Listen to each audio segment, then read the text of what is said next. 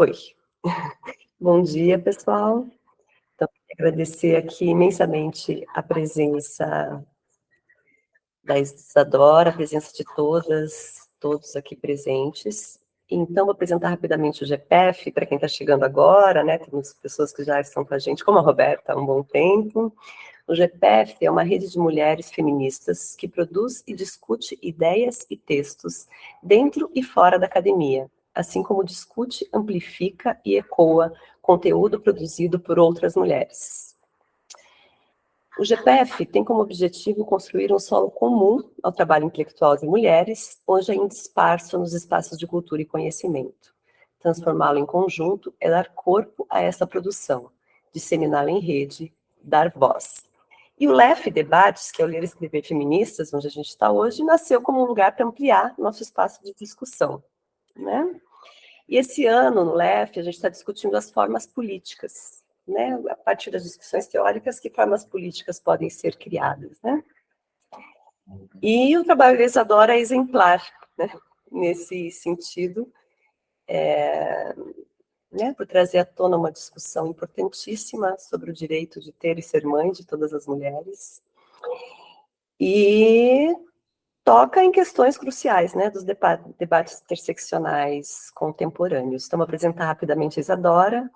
Ela é psicóloga, mestre em saúde mental pela Faculdade de Ciências Médicas pela Universidade de Lisboa, em Portugal, doutora em psicologia social pela PUC São Paulo, professora do curso de graduação em psicologia da Universidade Presbiteriana Mackenzie e da residência médica de psiquiatria da Escola Municipal de Saúde de São Paulo, além de ser membro da Rede Nacional de Pesquisadores de Saúde Mental de Crianças e Adolescentes e supervisora de centros de atenção psicossocial na cidade de São Paulo, além de uma amiga muito querida, e hoje ela vai falar, então, da pesquisa e dos desdobramentos, né, também já efetivos da tese de doutorado intitulada Mulheres Usuárias de Drogas e o Sequestro de Seus Filhos, interrogar a violência de Estado numa perspectiva feminista. Eu vou te passar a palavra, então, Isadora, e queria só, sobre sua tese, ressaltar a dedicatória, né? Você dedica às parceiras de pesquisa e abre os seus agradecimentos assim. E a Isadora tem uma coisa que eu acho muito bonita, que ela vive o que ela escreve, né? Então, ela tem uma presença, um modo de estar no mundo que reflete as suas pesquisas. Eu acho isso admirável, então, uma alegria enorme tê-la hoje. Te passo a palavra, Isadora.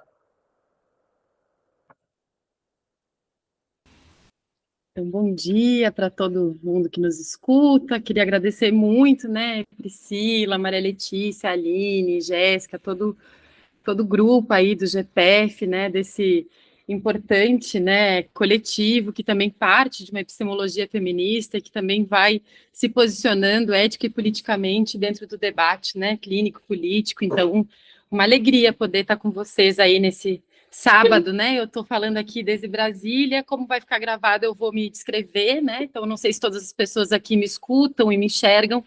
Então, eu vou me descrever que eu sou uma mulher branca, meu cabelo é loiro pintado, cabelo cacheado, eu estou com um colar azul, uma blusa branca e estou num fundo, tem um quadro, um pedacinho de um quadro e uma estante atrás de mim. Então, como vai ficar gravado, a gente não... São coisas, né, que a gente também... Como pensar em práticas menos capacitistas, né, como se todo mundo nos enxergasse e vê, então, como vai ficar gravado, a gente já circula a descrição assim também. Então é isso, assim, para começar, queria agradecer muito, assim, esse importante grupo coletivo, assim, que parte radicalmente de uma epistemologia feminista muito bom estar aqui com vocês, né? Roberta estava falando ali do Gerard também, a gente teve uma revista, né, que tem um texto da Maria Letícia, tem um texto meu e da Cristina Vicentim, que a gente fala um pouco também, Roberta, dessa questão da retirada das crianças. Então, depois Pri, a gente pode combinar um combo de referenciais para circular, a gente inventa alguma coisa assim também, tá? Então, para começar, assim, né, acho que nessa troca aqui com vocês, né, que estão em diferentes lugares, né, no SUS, na clínica, pensando em diferentes espaços de escuta, para mim, assim, também como uma professora universitária, como uma militante da luta antimanicomial, é uma super possibilidade, né, de troca, para falar, né, a partir desse lugar, com outras fronteiras, assim, eu acho que é algo muito, muito importante. Então, vou começar com uma fala de uma das minhas parceiras de pesquisas, né, que a Priscila lembrou.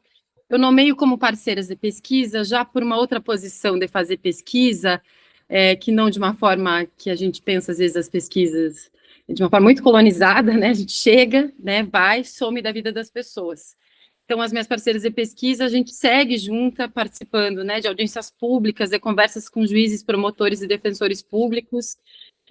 Então, em diferentes frentes, a gente segue junta com essas mulheres, né, que tiveram seus filhos retirados. E aí eu vou começar com uma fala de uma delas. Se ficar muito barulhento, vocês me falam que eu estou com um pouquinho da janela aberta e está com muita cigarra aqui. Tá ótimo. Aí eu comecei a me revoltar contra isso. Comecei, né, a ficar revoltada, e cada filho que arrancava de mim, para me esquecer daquela dor, eu voltava para as drogas. Aí eu já não ficava uma semana fora de casa. Eu ficava 1 mês, 2 meses, minha mãe ia atrás de mim, pensando que eu já estava morta. Ela corria Santos todinha atrás de mim, minha tia. E foi assim eu fui indo, e nunca fiz pré-natal. Eu nunca tive acesso à saúde dos meus filhos. Eu só ia perceber quando eu estava para ganhar, quando atacava a dor. A dor atacava quando eu usava crack, inclusive eu não falei, mas tem uma que eu tive, ela na rua, a Sabrina. Eu tive ela na Rua dos Bombeiros. Aí, conforme eu saí, que eles me deram alta, no dia seguinte, eu já ia lá na casa das crianças, procurar meus filhos. Chegava lá e eles falaram que não tinha dado entrada nenhuma criança recém-nascida na casa. E para onde foram meus filhos? Até hoje eu não entendo para onde foram meus filhos. Falaram que tem uma mulher que trabalha lá, que falou que todos os meus filhos estão com uma pessoa. Essa pessoa essa pessoa não é daqui, e essa pessoa é muito rica. Meus filhos estão com essa pessoa, porque são tudo irmão, mas eu não acredito. Eles falavam que, como eu era usuária de drogas, eu não tinha condições de ficar com meus filhos. Mas eu usava minha droga e tinha consciência de tudo que eu fazia, de tudo, de tudo. Eu não sou doente, eu não perdi minha memória nem nada. A única coisa que eu perdi foram meus filhos, porque não me deram a chance. Se tivesse me dado pelo menos a chance de ficar com um, ela fala, né? Talvez eu não teria colocado tantos filhos no mundo, porque aconteceu isso, de eu ter tantos filhos, porque eu fui lutando e fui tentando ficar com algum. A Ana é minha grande parceira nessa pesquisa, ela é uma mulher que teve 11 filhos, 10 foram retirados, é uma mulher que passou a trabalhar com isso, hoje ela é uma redutora de danos, trabalhadora da Universidade Federal de São Paulo, e um dos trabalhos dela também foi cuidar dos filhos das mulheres brancas, né? A Ana é uma mulher negra, em que teve pouco acesso à saúde durante as gestações, né? Então é uma das histórias que também eu acompanho na minha pesquisa, né? Então acho que para a gente começar, acho que o fato de eu trazer um pouco a Ana aqui, até eu convidei, mas ela está trabalhando, né? A ideia é que ela pudesse também dialogar junto com a gente, assim. É que essa é uma pauta muito antiga, né? Então, aqui estou com várias mineiras, então a gente tem essa marca, né, do quanto as mulheres entendidas, né, como loucas, como drogadas, como prostitutas, como moradoras de rua, assim, são essa categoria de maternidades indignas, né? E do quanto a gente foi construindo diversas tecnologias para retirar os filhos dessas mulheres, né? A gente pode ver, né, no livro da jornalista mineira da Daniela Arbex, uma das histórias da Sueli, que passava fezes na sua barriga durante a gestação, para que ninguém tocasse, né, no filho dela, pelo medo que ela tinha de que tirassem o filho, né? Essa história está hoje em Barbacena, né, no Museu da História da Loucura, onde né, relatam e contam essa história, né? Uma outra mineira, que é a Maura Lopes Cansado, autora do Sofredor do Ver e do Hospício é Deus, também teve seu filho retirado, e a gente pode encontrar essas histórias no livro dela, no Sofredor do Ver, né? A Estamira, né, que a gente conheceu através do seu documentário, também uma mulher entendida como louca, moradora, né, de um lixão, também teve sua filha retirada, né? A Aurora Cursino, né, que uma prostituta que foi entendida como louca, que foi uma moradora do manicômio de Juqueri, também teve seu filho retirado, e hoje a gente pode ver as obras dela na Bienal de São Paulo, que está exposta nos últimos andares, né. Então, assim como essas histórias, eu também me deparei com várias delas na minha trajetória profissional, né, como desde a militância da luta antimanicomial, desde o meu primeiro trabalho, né, nos diferentes percursos como psicóloga da política de assistência social, depois, né, no Centro de Defesa de Direitos Humanos e Criança e Adolescente, na gestão do CAPS-AD do Centro de São Paulo, da Sé, né, no Ministério da Saúde é quando a gente se depara, né, com essa situação que já foi compartilhada aqui, da retirada das crianças em Belo Horizonte, né, então na minha trajetória eu também fui me deparando, me encontrando com essas mulheres, né, e isso foi se tornando também uma questão de estudo, né, então eu começo, no meu processo, né, do mestrado, eu fui analisar processos judiciais e entender um pouco da posição das equipes técnicas do judiciário e da rede, e no doutorado, então, eu decido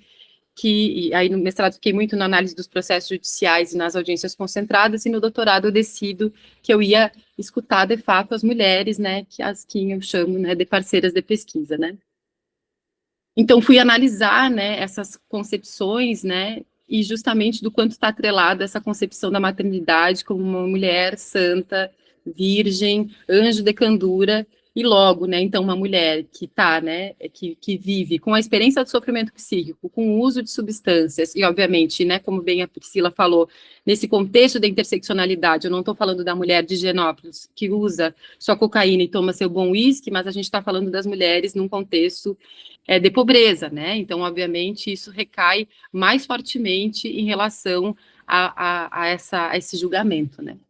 Então, pensando nessa conversa que a gente vai ter hoje de manhã, né, das mulheres, né, que são mães e que eu fui acompanhando e que experimentam essa dureza, né, da trajetória de rua, da ausência de trabalho, de inúmeras violências do que é uma mulher que vive na rua, da solidão, do rompimento dos vínculos familiares, da ausência do Estado, né, dos efeitos no seu corpo, né, do capitalismo, do patriarcado, e que vão sendo colocadas nesse lugar de exclusão, não à toa, assim como a Ana relata do aumento do uso de álcool e outras drogas a cada filho que tiravam dela, né, elas vão dizendo do quanto que isso é uma forma de aplacar a dor, né, do quanto que, então, ela, se tivesse me dado a chance de ter ficado pelo menos com um filho, se tivesse me apoiado, né, ela fala que talvez ela não teria intensificado tanto seu uso, que ao longo dos anos, né, foi algo que ela vai dizendo, né, do quanto que isso foi significativo, né.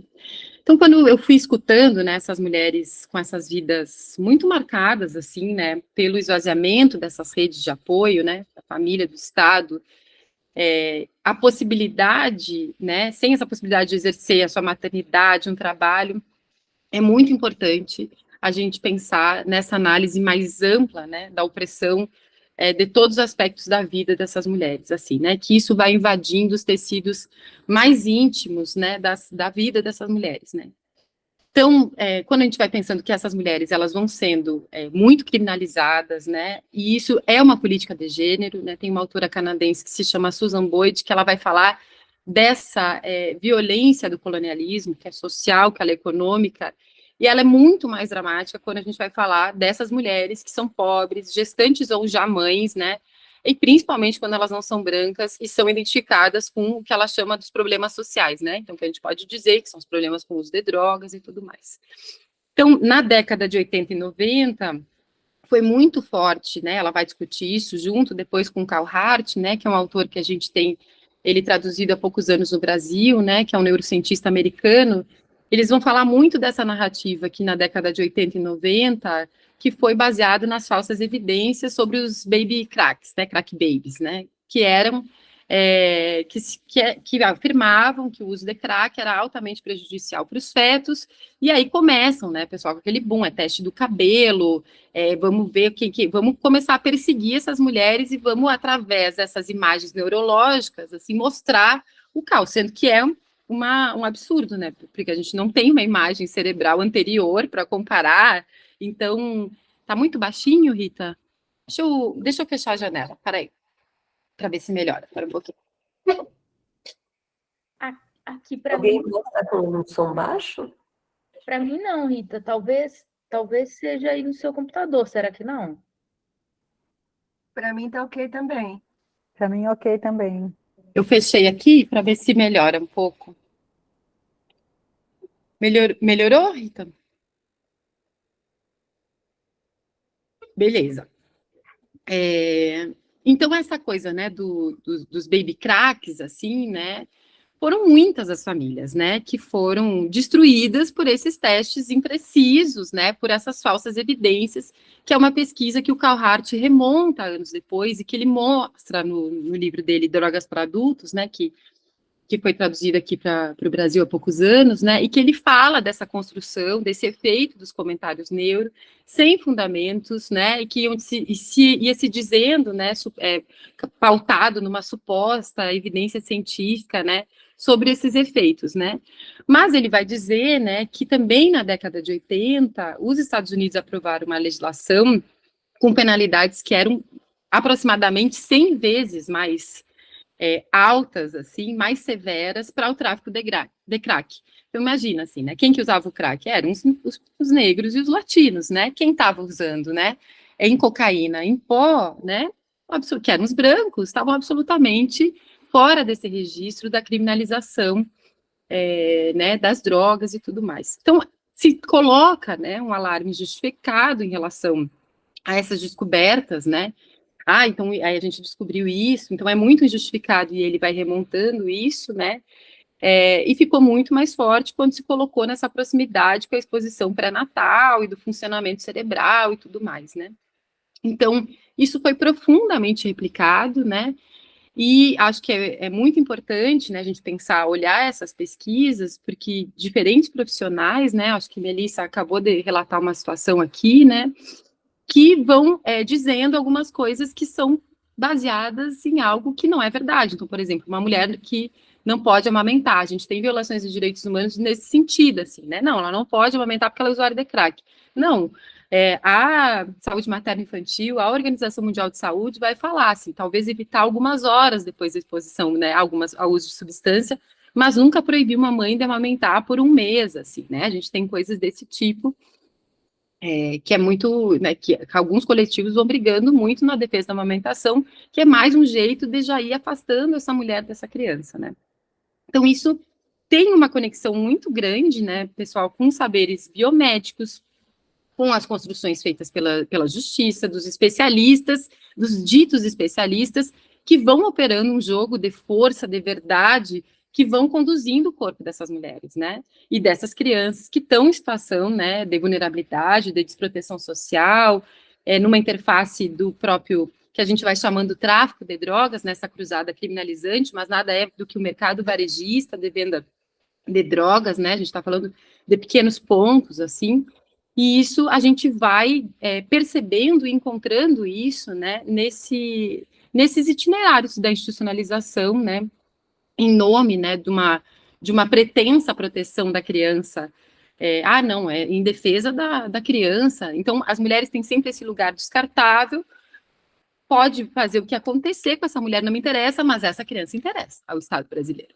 Tem aqui que essa criança interessa, o que vai acontecer com a mulher, se ela vai usar droga, se ela vai se matar, se ela não me interessa, né? Então, isso é muito esse lugar descartável da vida dessas mulheres, em especial das mulheres negras, né? E a gente está falando dessas mulheres, o quanto elas servem para criar o filho das brancas, né? Mas elas não são boas o suficiente para criar os seus filhos, né? Essa é muito a nossa história, assim, né? Dessas sentenças, né? Então, elas não podem ser mães dos filhos delas, mas elas podem cuidar do filho das outras, né? Então, é muito interessante, assim, uma das imagens que eu penso muito no doutorado é desse duplo sequestro, assim, né? A gente impede essa mulher de ser mãe e essa criança que um dia vai ser adulta e que também vai se deparar com as histórias, como a gente tem acompanhado em movimentos como Adotivas, né? Que estão atrás das suas histórias, né? Um movimento muito interessante também. Então, o que essas mulheres, né? Elas experimentam está muito alicerçado, né, numa sucessão de violação de direitos. Elas são desmentidas, não têm apoio do Estado, né, as suas reais demandas e necessidades, e isso vai conduzindo, né, numa judicialização da vida dessa mulher, né.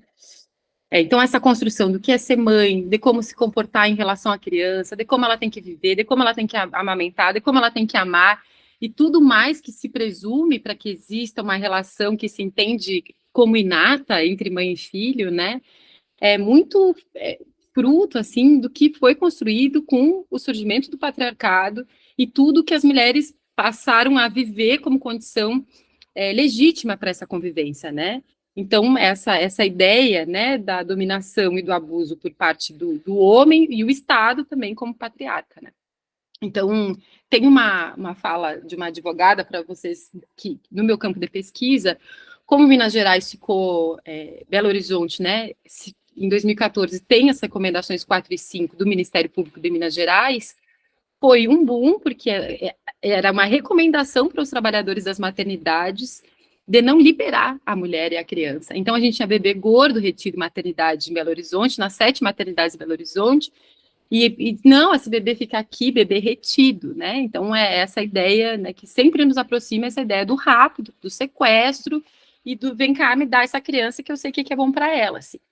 Então, a meu campo de pesquisa, eu fui conversar com essas mulheres de Belo Horizonte que passaram por isso e com trabalhadoras que foram, inclusive, ameaçadas nesse processo, né, porque eram pediatras, eram, né, diversas trabalhadoras que foram se colocar no lado das mulheres, dizendo assim, o que você vai fazer com o bebê dela?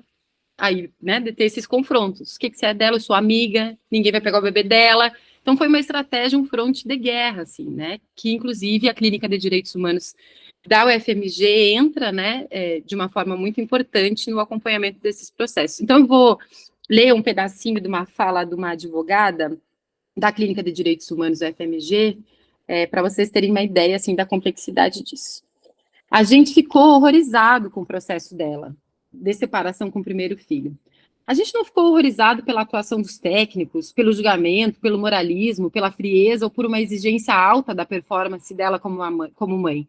Mas a gente ficou chocado com o curso do processo judicial, que não tinha defesa, não tinha citação do pai e da mãe, o processo corria todo sem a possibilidade de contraditório e ampla defesa, não tinha publicação, a gente custou a entender. Passava a gente não entendia.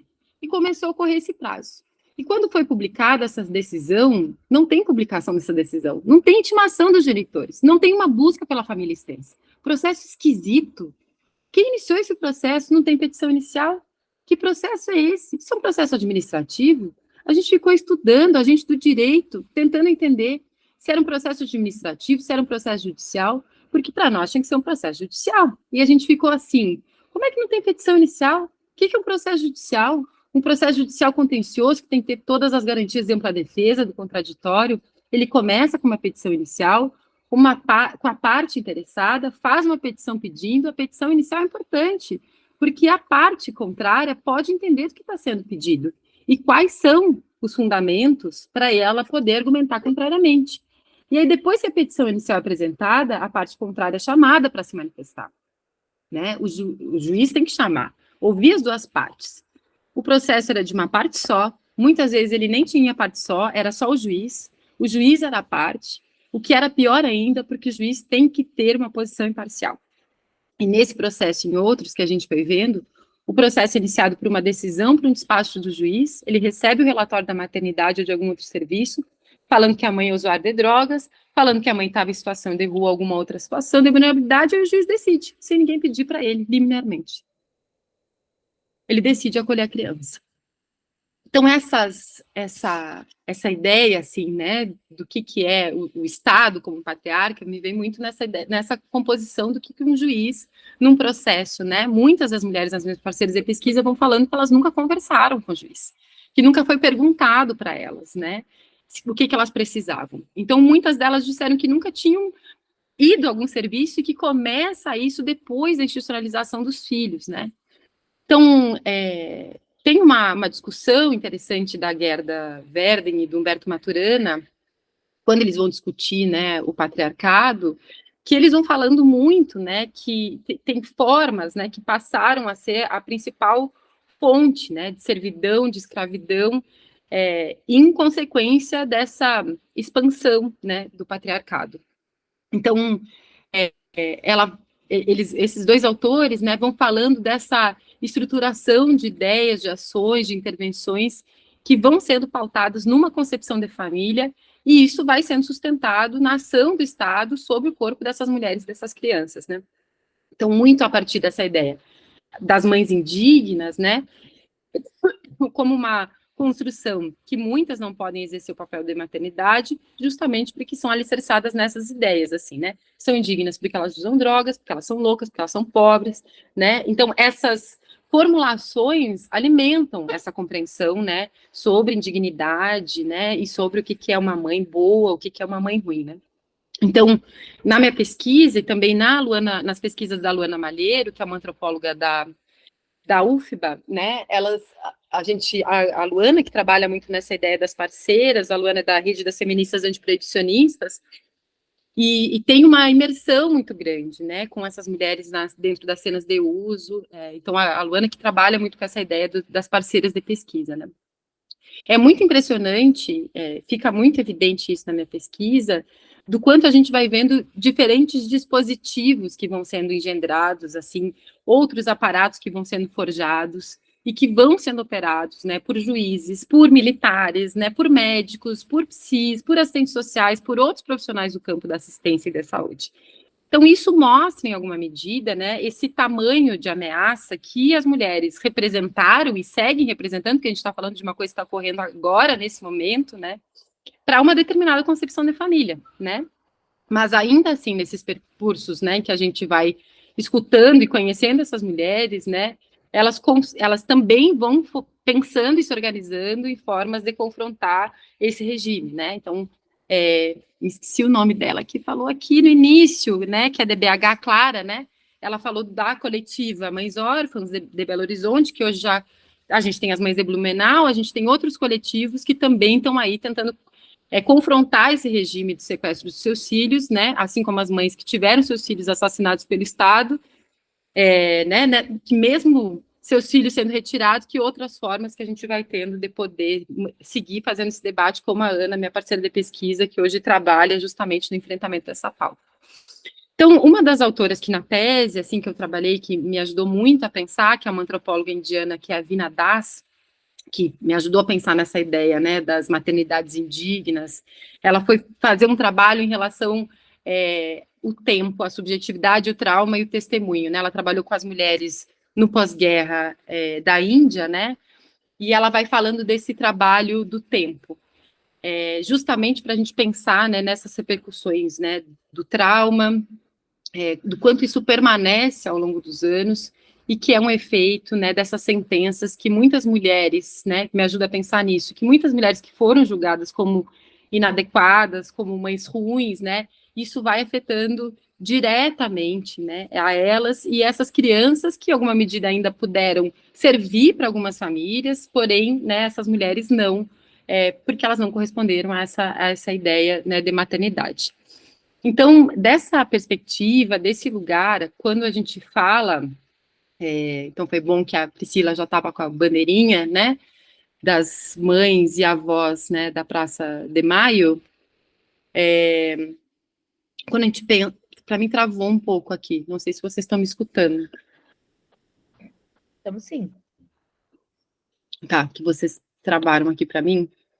Então, é muito importante, assim, a gente retomar as diferentes práticas de sequestro de crianças que foram realizadas no Brasil, né? Essas práticas, elas foram ocorrendo sob diferentes racionalidades, tecnologias, mas vão se aproximando do efeito comum desse impedimento das maternidades.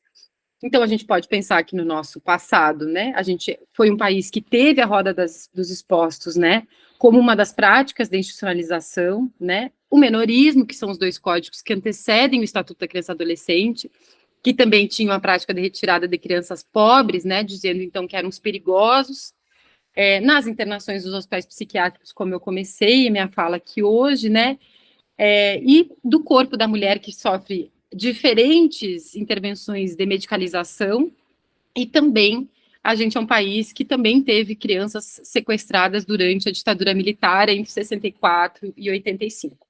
Isso foi, a gente tem muito na nossa história recente as notícias da Argentina, do Chile, do Uruguai, mas no Brasil isso é muito pouco falado, né? A gente tem um estudo muito recente do Eduardo Reina, que ele vai falar de casos de crianças que foram, né, sequestradas na ditadura brasileira. Então, como a Pri estava ali com a bandeira das bravas madres e abuelas, né, da Plaza de Mayo, a gente também, na ditadura argentina, no período de 78 a 83, teve, né, um plano sistemático de sequestro de crianças que foi elaborado pelas Forças Armadas da Argentina, que, imagina, né, uma criança até 10 anos, olha uma ideia biológica, né, uma criança até 10 anos, ela podia servir, porque a ideia é que o gene marxista não estava implantado nas crianças, né, essa era uma ideia. Então, depois de 10 anos, no plano sistemático da Argentina, tem a ideia que matem essas crianças, porque elas também passaram a ser indignas. Até 10 anos, as famílias dos militares ainda ficavam, as famílias de bem, né. Então, hoje, assim, né, a gente vai vendo que no trabalho do tempo, essas mães e avós, né, que têm um banco genético para poder ir buscar essas pessoas, né, buscar essas crianças que foram sequestradas durante a ditadura argentina, essas mulheres que lutam cotidianamente naquela praça, né, e que também são chamadas de loucas, né, vale lembrar isso, né, quantos são as loucas da Plaza de Mayo. Oswaldo Saidon tem num livrinho antigo dele, né, sobre clínica e... Ai, eu me esqueci o nome que o Oswaldo Saidon também, querido psicanalista argentino, que vai discutir muito sobre rede, né, violência de Estado, ele vai falar do quanto que a construção dessa narrativa que as madres são loucas, né, também colocam essas mulheres num lugar de indignidade, né, e que estão fazendo, né, essa onda, assim. Alguém queria falar? Achei que tinha um... Então, essa ideia, né, que mulheres de esquerda também são perigosas para os seus filhos, né? Então, isso é algo muito presente, que também teve muito forte durante a ditadura espanhola, que eu queria trazer aqui, justamente porque tem uma marca diferente que nos ajuda a pensar na ditadura espanhola, durante o franquismo, que era uma aliança descarada entre militares e psiquiatras, né? Então, tinha um gabinete psiquiátrico durante o franquismo, e a gente tem alguns textos que eu analiso na minha tese, que é sobre o gene marxista das mulheres malaguenhas, né, o risco, o perigo que é isso para as crianças. Então, a gente está numa reabertura democrática, né, mas agora a gente pode ver isso há pouco tempo, né, pessoal, que ainda nesse parlamento brasileiro que a gente tem, né, isso segue sendo muito forte, né, esses discursos, né, da criança como a semente do amanhã, da criança como esse anjinho que a gente precisa proteger, e essas famílias pobres, que é a família tradicional brasileira, né? A gente está falando de mulheres e crianças. Essa é a família tradicional brasileira, e que precisa de amparo e proteção, né, pessoal? A gente está falando das famílias que são a centralidade no nosso país, né? São as famílias que mais precisam de atenção, e que a gente vai vendo essas mulheres exauridas, né?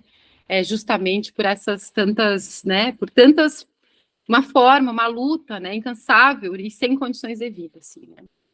Então, eu vi até que a Letícia, né, vai falar daqui a uns dias sobre a Shoshana Fellman, né, e ela é uma das que vai falar dessa dimensão dos traumas privados e coletivos, né, então, do quanto a gente não pode também seguir numa perspectiva de tratar isso de uma forma separada, né, justamente a Shoshana vai trazendo essa ideia do quanto uma experiência vai se transformando na outra, né.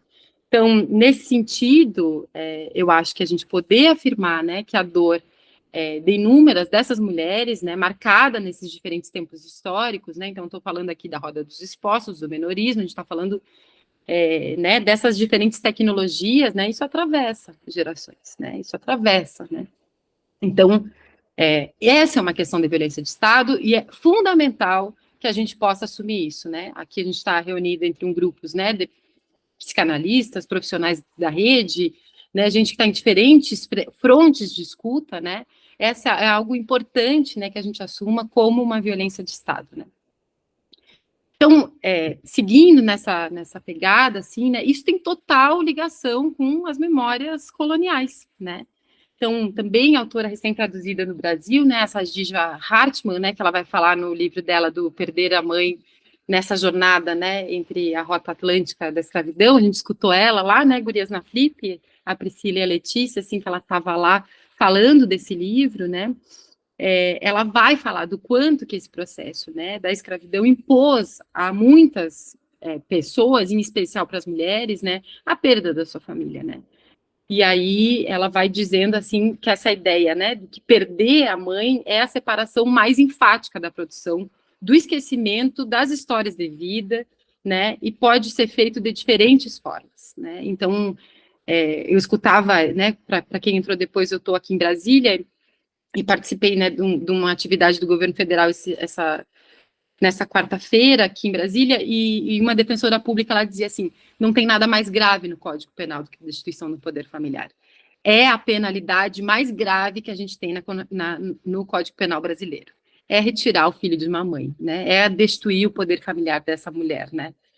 Então, dessa perspectiva, assim, né, eu acho que é muito importante a gente poder jogar a luz nessa história, que eu acho que é um esforço, né, nosso aqui, que estamos aqui reunidos num sábado de manhã, justamente para poder pensar, né, no que é fazer psicanálise, psicologia no Brasil, que tantas outras coisas, que tantas outras chaves a gente precisa abrir para, de fato, poder exercer uma escuta ética, uma escuta que não seja moral, uma escuta que não se conecte, né, a essas outras, né, a essa moralidade, assim, que a gente vai vendo, inclusive, quando eu falei para vocês, né, da análise dos processos judiciais, era o quanto equipes estavam absolutamente ligadas a esses marcos, né.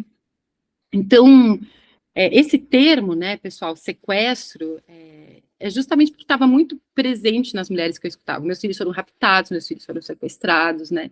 Então, isso ajuda, né, a entender, inclusive, vou falar aqui mais de rede, porque venho das políticas públicas, né, mas cada um aqui, dentro, inclusive, das perspectivas da psicanálise, inclusive dessas necessidades de enredamento que a gente tem, né, frente a vários casos, assim, do quanto que isso diz de uma rede fria, né, que esses processos judiciais acionam, né.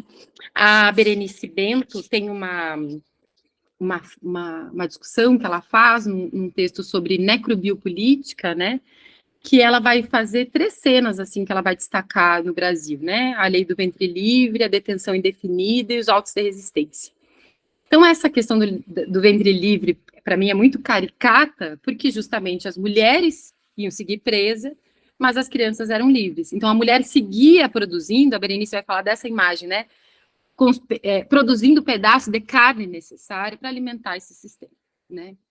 Então, essa forma que a gente segue, né, numa permanente guerra contra essas mulheres, onde o denominador comum é que a vida, né, daquelas que são catalogadas, assim, pelo seu modo de existência, em que a violência vai se tornar essa força que é quase como um motor, né, uma força produtiva privilegiada para, de fato, a acumulação do capital, assim, né? Então, quando a gente vai se deparar com inúmeras violências de direitos humanos, como mulheres mortas, crianças sequestradas, mulheres encarceradas, medicalizadas, laqueadas compulsoriamente, né? A gente teve um caso no Brasil, no ano passado ainda, sobre as laqueaduras compulsórias, as esterilizações compulsórias, em que esse movimento da violência de Estado é que a voz dessa mulher seja progressivamente silenciada, assim, né? Então, são muitas as tecnologias, né, para guerrear contra essas mulheres.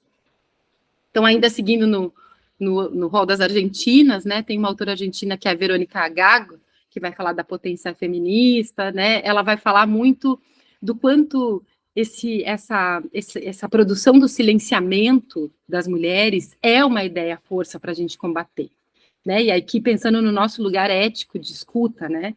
E o quanto que, para mim, ela me ajudou muito a pensar nas questões do Brasil aqui, né, porque ela fala assim, se a gente desenvolve, abre, amplia essa pergunta na atualidade, é a gente colocar à prova essa atualização das caças às bruxas na atualidade, né. Então, que outras roupagens a gente vai ter hoje, né, em relação a essa caça às bruxas a essas mulheres, né. Então, assim, quando eu fico pensando um pouco nessa rede, que alguma medida, essas repercussões da minha pesquisa, da Luana, de outras pesquisadoras que estão caminhando com essas mulheres, é uma forma da gente também evidenciar o quanto que num país extremamente desigual, a gente poder fazer da nossa escuta dos serviços uma rede viva e não uma rede morta, né, é algo fundamental. O Antônio Lancetti, psicanalista argentino, ele falava muito dessa construção das ilhas de paz, né? Eu falava isso, né, Lucas, nas aulas, assim. Como que o serviço pode ser uma ilha de paz num território que está absolutamente marcado pela desigualdade, pela violência? Então, isso é uma chave de leitura também que eu acho importante para a gente pensar, né? Como a gente aquece as redes, como a gente desmortifica isso. Eu vou avançar um pouco para a gente poder abrir para conversa, sim, mas eu queria trazer justamente uma ideia que para a rede morta, quando para muitas dessas mulheres, ou para os usuários de crack em especial, em geral, tem muito essa ideia do zumbi, né? O que é um zumbi, né? É uma pessoa que está enchendo o saco ali, porque está morto, mas segue enchendo o saco e volta. Então, no meu estado, no Rio Grande do Sul, foi um horror essa propaganda, porque era bem isso, era uma ideia de um zumbi, então a pessoa está lá meio cinza, meio sangrando, com a roupa rasgada. Então, se essa pessoa já está morta, traz uma rede morta para atender, né? Não precisa formar, capacitar, não precisa, papai, qualquer coisa. Deixa essas mulheres, vamos proteger a criança. E nunca como uma ideia que são direitos complementares. Se a gente é um país que está aqui, né, que a gente promulgou um plano de convivência familiar e comunitária, a gente está falando de direitos complementares. O direito da mãe, da maternidade, não é um direito oposto da criança. Ninguém aqui não está falando que a criança tem que estar bem cuidada, bem amada, bem quentinha, bem alimentada. Ninguém tem dúvida em relação a isso. Mas como que a gente trabalha com os casos graves, complexos, não na medida de retirar direitos, mas como que a gente pode trabalhar com mais direitos? Casos complexos, a resposta é complexa. Casos graves, é mais recurso que a gente traz, né? Então, isso é algo muito importante, né, que a gente possa evidenciar isso nos nossos debates. Então, no campo das drogas, né, a gente vai escutar muito um discurso hegemônico, moralista, que é construído a partir de uma determinada moralidade, no qual se pauta que a vida boa é uma vida sem drogas, né? O Carl Hart, ele falou muito isso no Congresso Internacional de Redução de Danos. A gente precisa sair do armário em relação aos nossos usos de drogas, né? Somos todos usuários de drogas, né? Das diferentes substâncias. Então, ele fala, enquanto a gente não sair desse armário, sempre o perigoso é o outro. Olha lá a mulher, olha lá, está usando droga, né? E que a gente não vai, né? Sempre fica essa coisa careta e que a rede morta vai produzindo e reproduzindo esses discursos, assim, né? De uma forma muito contundente e tudo mais, né? Então, e é muito impressionante, né, que nessa narrativa, né, das mulheres zumbis, muitas vão tendo uma resposta absolutamente negativa no campo de trabalho ou naquilo que a Lélia Gonzalez falava das políticas de boa aparência, né? Então, se a gente coloca, né, essas mulheres num trabalho super explorados, né, não acolhe elas, né, subjetivamente, elas, né, o que a Lélia vai dizer é que é isso, assim, o racismo e o sexismo, né, vão consolidando, né, o que a Lélia foi chamando das neuroses psicossociais, né, e especialmente mulheres negras e pobres, né, essa construção do auto-ódio, né, eu não fiquei com meu filho porque também, ó, a culpa é minha, eu fiz tudo, mas a culpa é minha, né, e, inclusive, esse reforço também é feito pelos profissionais brancos, né, pessoal, assim, que vão dizer da incapacidade, que vão tratar problemas não médicos como problemas médicos, né, então a mulher chega com uma questão, né, vítima de uma violência, não, toma isso aqui. Então as respostas, elas são muito racistas, né, elas são muito sexistas, né, e vão fazer com que a mulher, nessa ideia, né, que a J. Mombassa trabalha da redistribuição da violência, é uma violência que volta para si. A culpa é minha, eu vou encher minha cara, eu vou me drogar até, então é o auto-ódio, então é isso, né, que é algo muito forte, assim, no processo da escuta das minhas parceiras, assim, de pesquisa, né. Mas já para caminhar, assim, mais para o fim aqui, para a gente poder conversar, né, tem o Fanon também, no Alienação e Liberdade, ele vai falar desse lugar, ele vai falar mais do campo da psiquiatria, da função dos operadores da psiquiatria mesmo, né, obviamente junto, né, no São Alban, ele junto com Tosquelles, nesse trabalho de escuta das pessoas que estavam internadas, mas ele vai dizer assim, bom, tem uma hora que o psiquiatra está auxiliar da polícia aqui dentro, né, então a gente está ali protegendo a sociedade de um determinado grupo, né, que é algo muito presente também nessa ideia aqui das mulheres, né. Então, quando eu falei da advogada lá da Clínica de Direitos Humanos da FMG, ela vai problematizando do quanto essas mulheres sem defesa são patroladas pelo Estado, né. E a própria Elza Dorlan também, né, recém-traduzida no Brasil há poucos anos, né, ela vai falando das diferentes estratégias de autodefesa, né, e que parece que quanto mais alguém quer se defender, mais indefensável ela fica, né. Eu lembro muito das mulheres que chegavam, as que foram permitidas ir no abrigo, visitar seus filhos, elas tinham que se conter, para não falar qualquer coisa, porque tudo isso podia atrapalhar a defesa dela. Então, ela disse assim, Isadora, eu não concordava com aquilo que estavam dando de comer para o meu filho, mas eu tinha que ficar quieta. Então, ela, assim, eu tinha que, para garantir a minha defesa, aqui tantas estratégias, né, que as pessoas tinham que, né, que essas mulheres iam fazendo, né. Então, para pensar, assim, um pouco nessa, para finalizar, assim, né, também queria trazer muito nessa ideia de conversa, de contar um pouco da pesquisa e das autoras, né, também que caminharam comigo nessa, né, nessa epistemologia feminista, antirracista, antiproibicionista, né. Para mim é muito forte o quanto que para muitas mulheres, assim, a maternidade se constituía como uma alegria, sabe, como uma possibilidade dentro da vida, assim. Então essas perdas vividas, assim, produzidas, né, pela violência de Estado, foi se consolidar, assim, foi uma consolidação, assim, de tragédia, sabe, na vida delas, assim. São muitas as falas, assim, que me vêm na cabeça, né.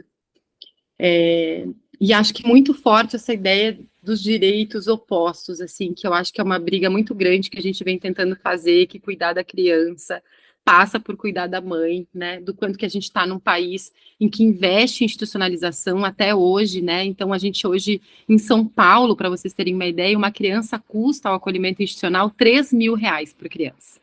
Um guri em medida socioeducativa custa R$ 10.000. Então, quando eu, numa das rodas de conversa que eu falei isso, que eu estava com uma parceira na pesquisa, ela me olhou e disse assim, Isadora, se eu tivesse tido esse dinheiro, se eu tivesse tido esse fortalecimento para cuidar. Então, o quanto que a gente precisa, que foi algo que a gente discutiu muito essa semana aqui em Brasília, a gente precisa voltar o recurso para as políticas de convivência familiar e comunitária, desinvestir das políticas de institucionalização e investir em tudo que a gente acredita e aposta na lógica de território, né? Então, é muito o né, o Emiliano Davi, que fala, né, nosso amigo, querido, referência de saúde mental e racismo, ele vai falar muito do quanto as periferias estão sendo convocadas a ser mais serralheiras, né, abrir mais serralherias. Então, tipo assim, o portão, a tranca, a chave tetra, e o quanto que a gente não pode ser os serralheiros dessas mulheres, né, o controlador dessas mulheres, assim, que é um lugar que a rede se coloca, não de cuidar, né. Então, acho que isso é uma questão, assim, e se esse Estado, né, que ele é racista, que ele é sexista, que ele é assassino, vai se colocando nessa forma de se importar, como a Françoise Vergès, também recém-vinda ao Brasil, dos corpos válidos, né, é muito importante que a gente lembre que essas mulheres invisibilizadas, são as mulheres que limpam as casas, que garantem alimentação na cidade, né, que garantem cuidar das filhas das brancas, né, que garantem uma série de coisas que vão levar elas para uma exaustão, né, para garantir o conforto dos corpos válidos, né. E essas relações, né, vão passando por uma manutenção que essas posições sigam da forma que ela está. Então, queria muito que a gente pudesse abrir para o diálogo e pensar assim, né, que é uma forma da gente sustentar a rede viva como estratégia, né, de defesa, de enfrentamento ao intolerável, como uma forma também da gente combater essa máquina necropolítica. Eu não estou falando da morte propriamente dita, mas é dessa morte em vida, né? É desse aniquilamento subjetivo que faz, né, que pulsa, né, no Estado brasileiro, né? Então, como que a gente faz redes quentes, né, para enfrentar o intolerável? Acho que é isso, para a gente abrir aqui para a roda. Obrigada, Isadora, pela sua exposição brilhante e tocante. E eu gostaria, antes de fazer algumas colocações que eu quero fazer, abrir para a roda, né? Escutar o que vocês têm a dizer. Quem quiser escrever pergunta no chat, pode escrever pergunta no chat. Quem quiser abrir o microfone para fazer pergunta, também fica à vontade.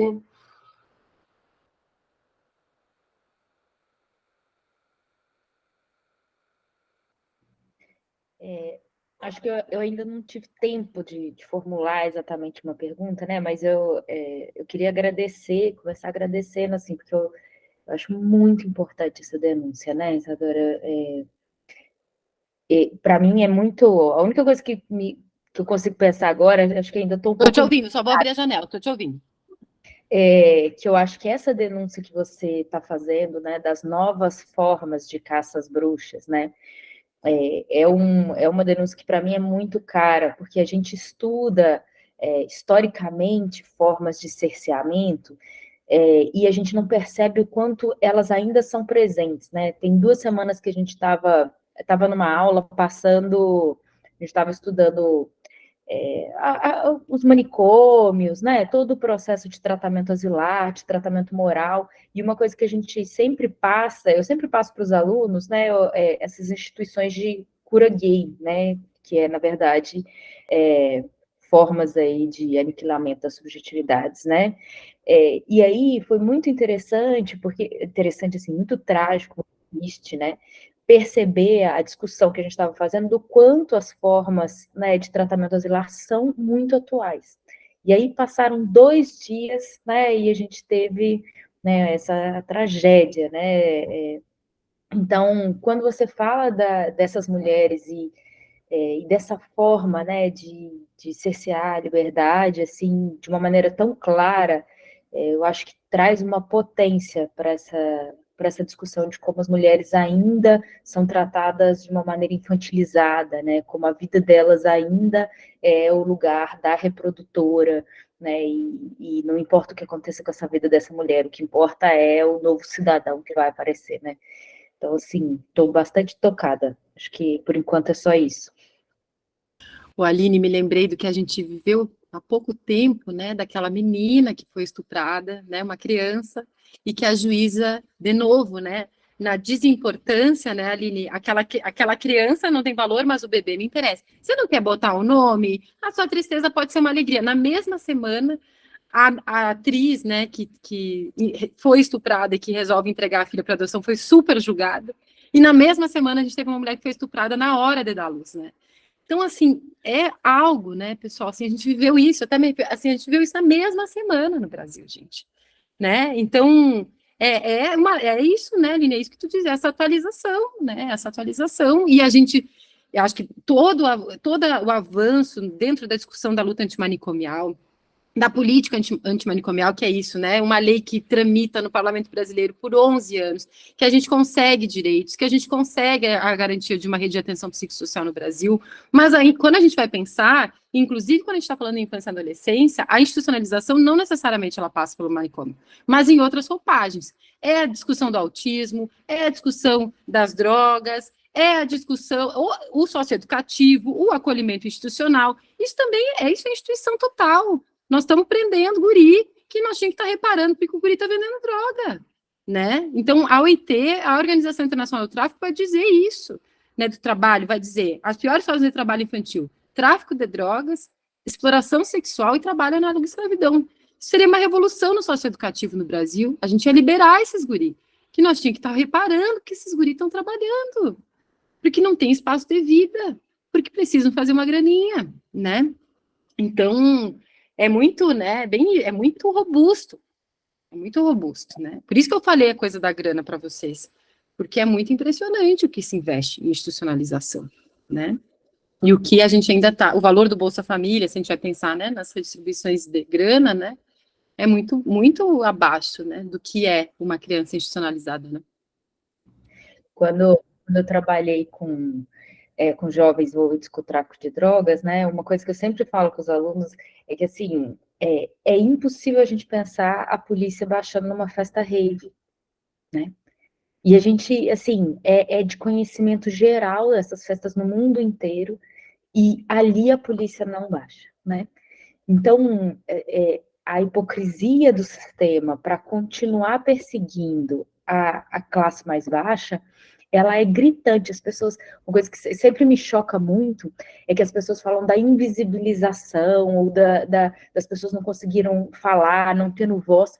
Meu Deus, essas pessoas estão gritando, né? O problema nunca foi elas não falarem, o problema é a nossa cera no ouvido do sistema não ser minimamente sensível para ouvir as pessoas gritando, sabe?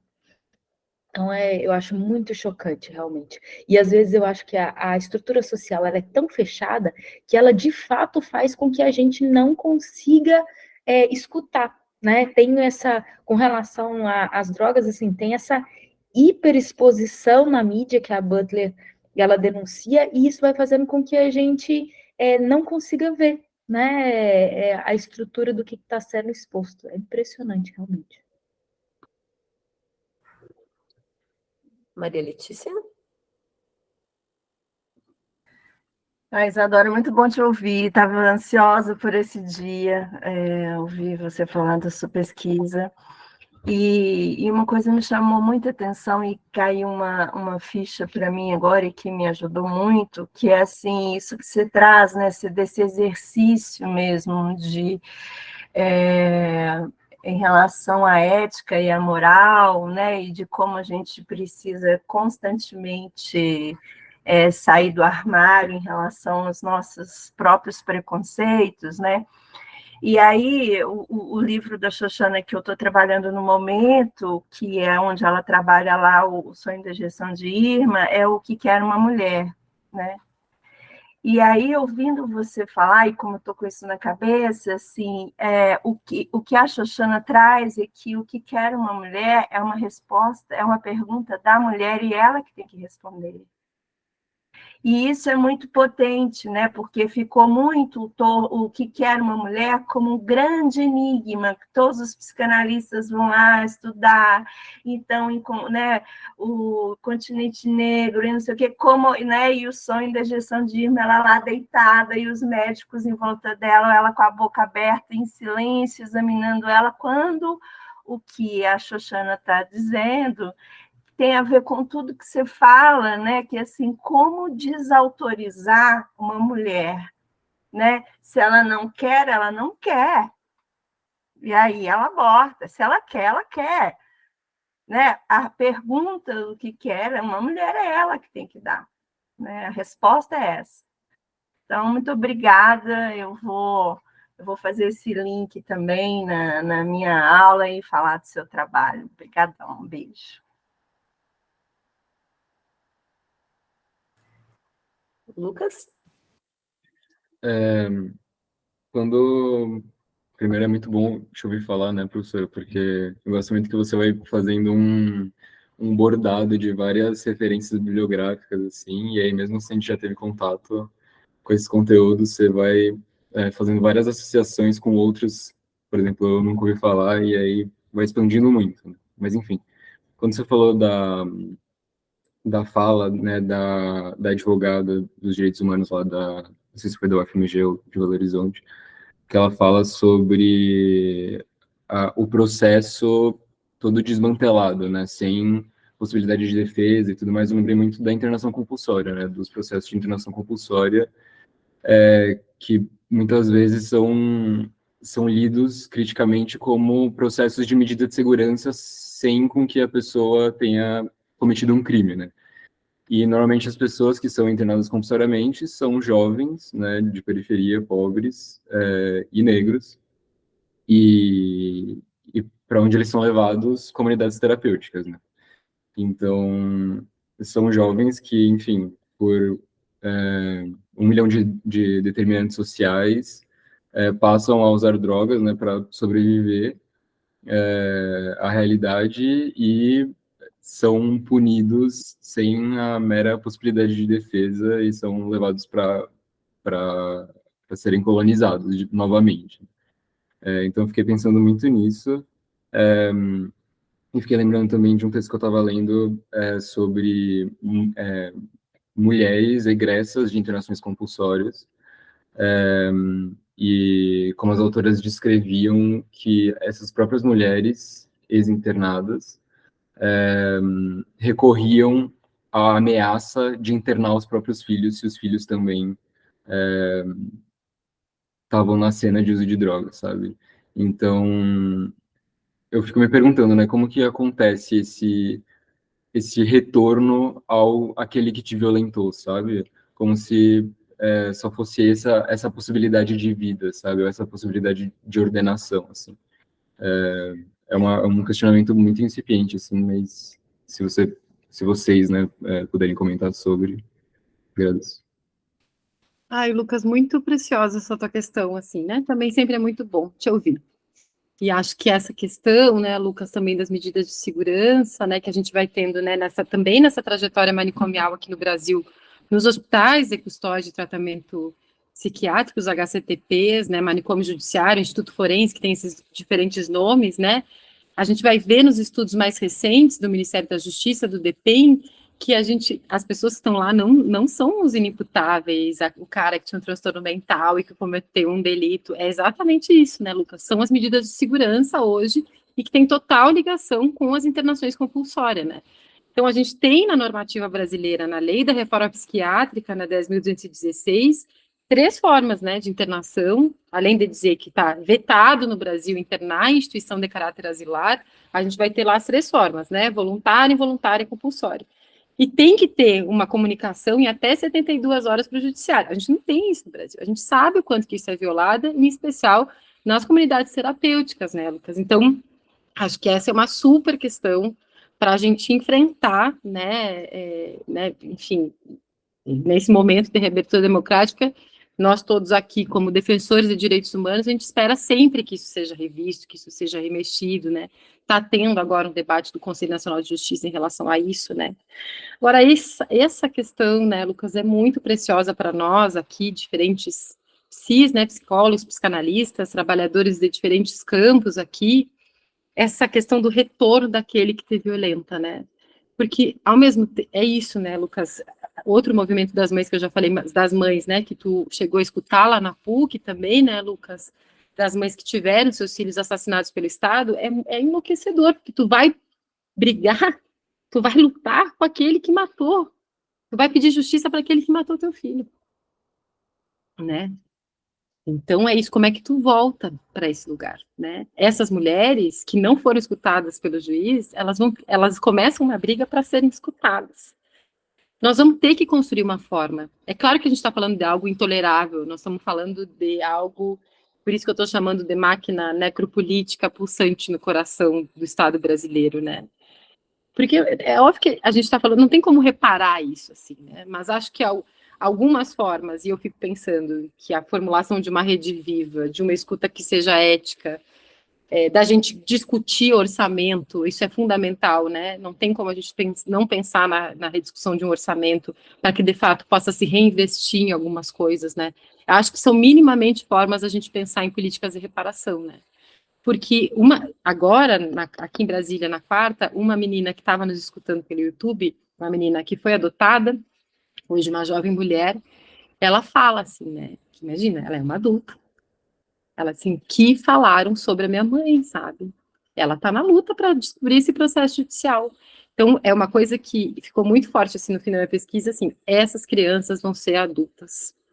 E elas vão descobrir sobre o que falaram sobre as suas mães, né? Então, a Aline e eu, a gente está lá no Mackenzie também, né, nessas diferentes frentes, né, a Aline tem batido muito na tecla do que as gurias, a gente tem um projeto lá de mulheres, né, presas no regime semiaberto, que estão estudando no Mackenzie, são muitos os relatos, né, Aline, em relação à maternidade.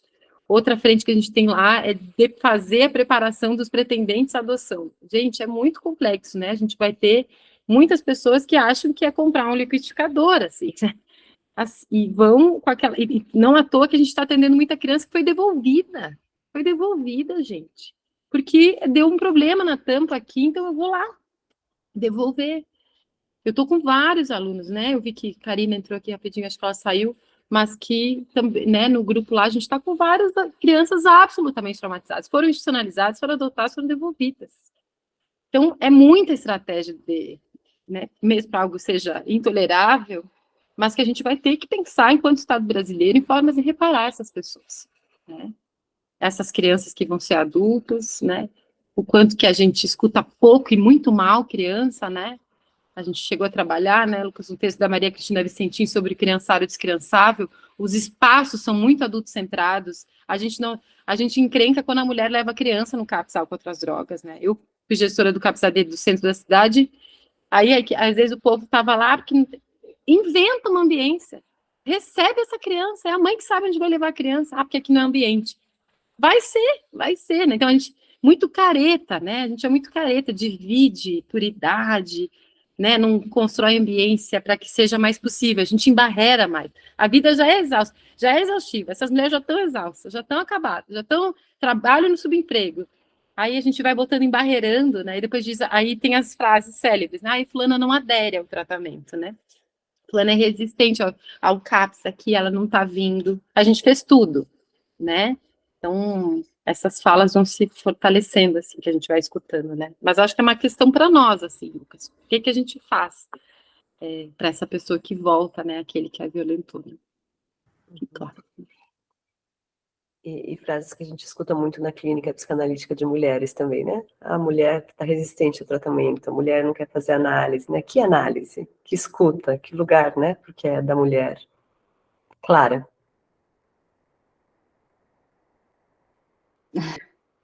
Então, eu fico muito emocionada, assim, te escutando, Isadora escutando todos aqui.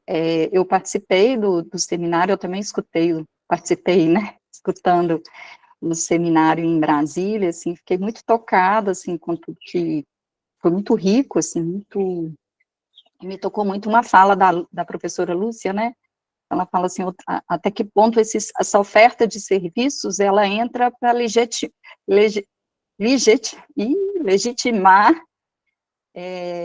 esse lugar de a gente ofertou e ela não aderiu, né, eu ainda estou muito tocada com esse meu desligamento desse meu trabalho, assim, porque era um lugar que eu estava muito investida,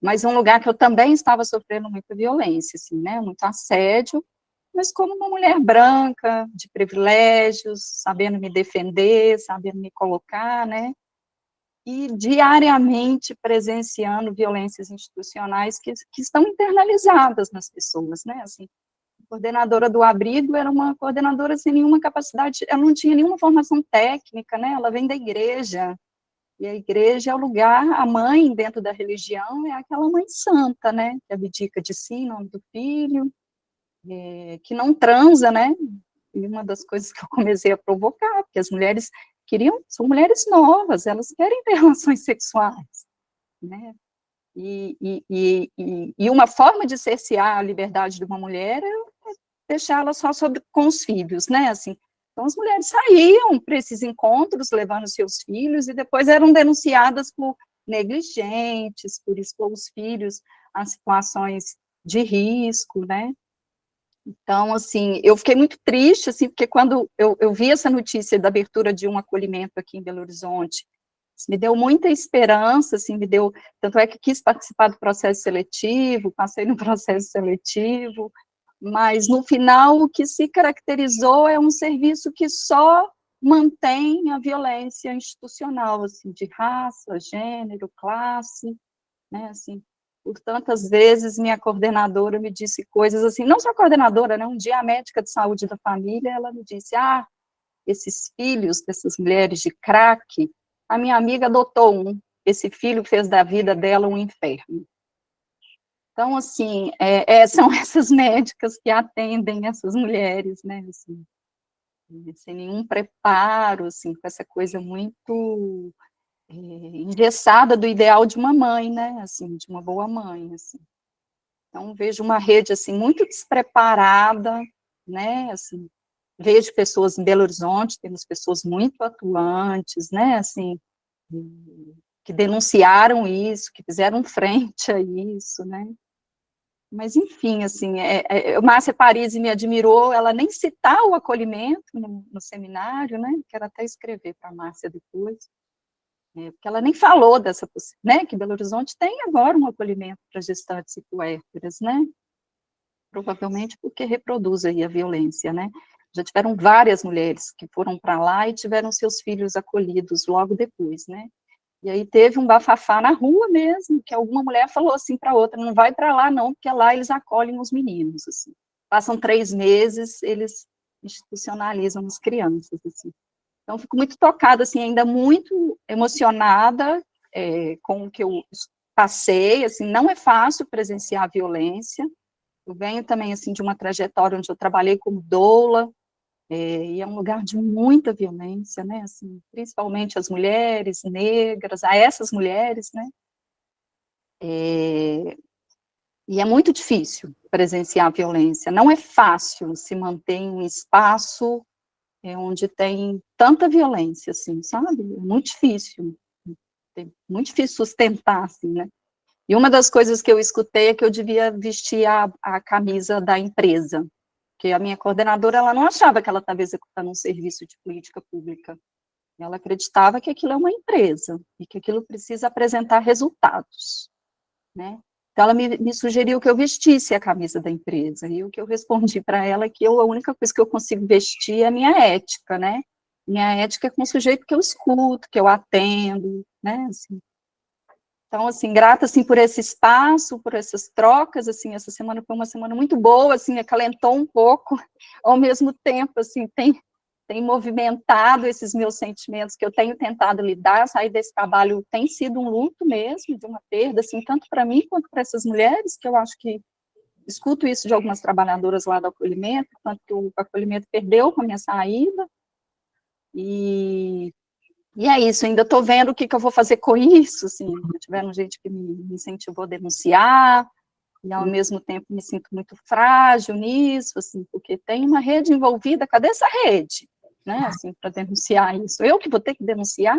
Assim, enquanto pessoa, mais uma vez, sofrer violência? Não, eu acho que aí a gente se fragiliza sozinho, né? Não é uma questão individual, não é uma questão contigo, né, Clara? É uma questão macropolítica, tanto é que eu fiquei um tempo, né, pro meu campo de pesquisa lá em Belo Horizonte, né, porque fui falando com diversas dessas parceiras, muitas dessas trabalhadoras que foram ameaçadas, inclusive, né, por toda essa briga. Então, acho que a coletiva Mães Órfãos é um lugar para tu estar também, né, é um lugar que está ali os trabalhadores da rede, né, sabe-se que os donos de abrigo estavam dentro do Conselho dos Direitos da Criança e Adolescente. Gente, é um conflito de interesse absurdo, né? A instituição que...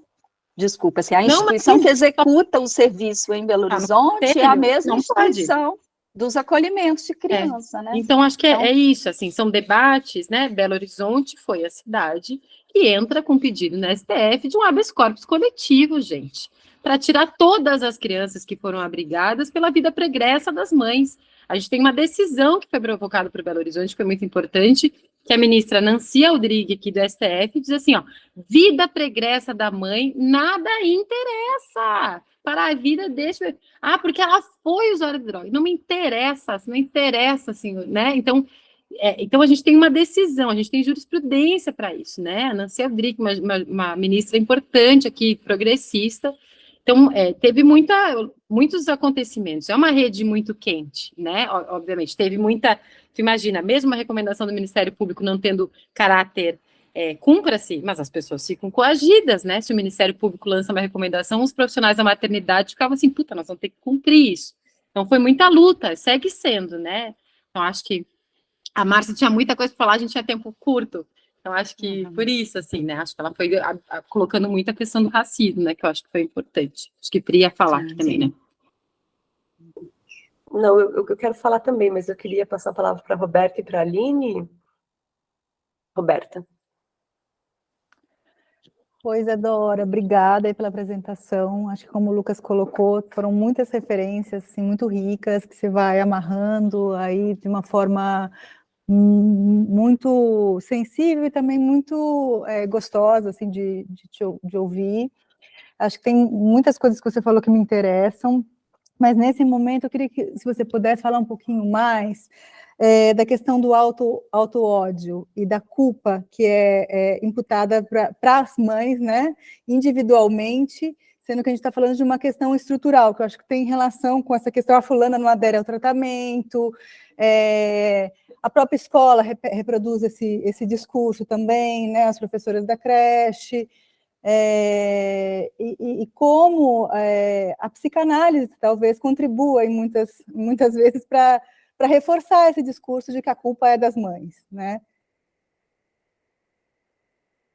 Sim, sim, claro, Roberta. Muito legal também teu trabalho lá, né? Foi muito bom te ouvir também do teu trabalho ali na região da Luz, né? Na vulgo Cracolândia, porque eu acho que é muito importante que outros parceiros entrem para além da escuta dos serviços que estão ali no território, né? Eu acho que isso oxigena, isso produz mais, né? Mais possibilidade de troca, né? Lá tá rolando esse grupo de trabalho também da maternidade ali no centro de São Paulo, justamente para ficar atento a esses casos mais graves, né?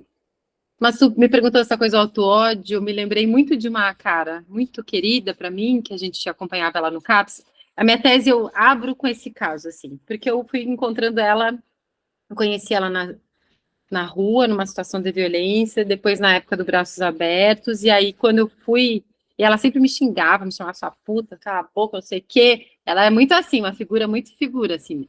Quando eu fui para o CAPS, a gente teve uma relação ótima. E aí, essa coisa, e ela é uma figura assim, sem dente, muito machucada, cheia de cicatriz, sempre está metida em briga muito séria. E aí sempre tinha essa coisa, uma mulher que fazia um uso de álcool muito intenso, né? E aí, então, me vem essa coisa, assim, o que ela fazia? Depois de um tempo, Roberta, um dia ela estava gritando, assim, numa sala, com uma médica clínica que era um doce, assim, pessoa referência do caso dela também, eu peço para entrar, estavam as duas sentadas no chão, e aí ela agarra a minha cara, Roberta, e ela diz assim, eu sou assim, Isadora, porque tiraram meus cílios. Foi a primeira vez, depois de 1 ano e meio no CAPS, que a gente sabe dessa história, que a gente não sabia. E ali parece que me cai uma grande ficha, assim, do caso dela, né, que na minha tese eu vou chamar ela de Tatiana Raquel, porque ela era uma cara, assim, sempre, olha, nossa, porque o CAPS-AD tem um super acolhimento com os caras, né, assim, em especial os caras, tiozão alcoolista. Para a mulher, é impressionante o quanto a moralidade vem com tudo, né, inclusive nos trabalhadores. Então, a gente tem outra escuta, majoritariamente quem frequenta o CAPS-AD são homens, né, mas as mulheres, então, no CAPS-AD da SERV, eu lembro nessa época a gente começou a fazer uma escuta de dizer assim, gente, a gente tem que priorizar a mulher no leito, aqui no acolhimento integral, né, no acolhimento noturno, e a equipe, já vem fulana causando, eu digo, pois é, mas o que acontece que tu está escutando aquele cara tão bem, assim, e o que pega aí, né? Então, a gente foi começar a discutir machismo dentro da equipe, né? Então, acho que tem algumas coisas, assim, Roberta, que nesse caso, né, dela que eu chamo de Tatiana, assim, que ela voltava tudo para ela, sabe? Era tudo para ela, e acho que essa contribuição, né, como vocês foram falando, o quanto que a gente pode, como trabalhador, pode ser produtor da crise nas pessoas, né? Do quanto que a gente pode despertar a crise, do quanto que, e acho que várias cenas, assim, tem uma outra cena que eu conto na tese, que era essa coisa da comida, assim, né? Você não vai comer porque você está intoxicado. Gente, em que momento? Ah, porque vai engasgar. Tipo, então, se tu acha que ele vai engasgar, tu vai ficar no lado para dar um tapa nas costas, mas eu não vou negar direito, porque a pessoa está muito bêbada, né? Se aqui todo mundo já tomou um porre na vida, sabe da importância da gente comer, né? Então, se isso é o mínimo que como que a gente embarrera coisas, né? E as pessoas, e faz acreditar que aquilo é culpa dela. Não, não é culpa dela, minha cara. Essa não é sua culpa, assim, né?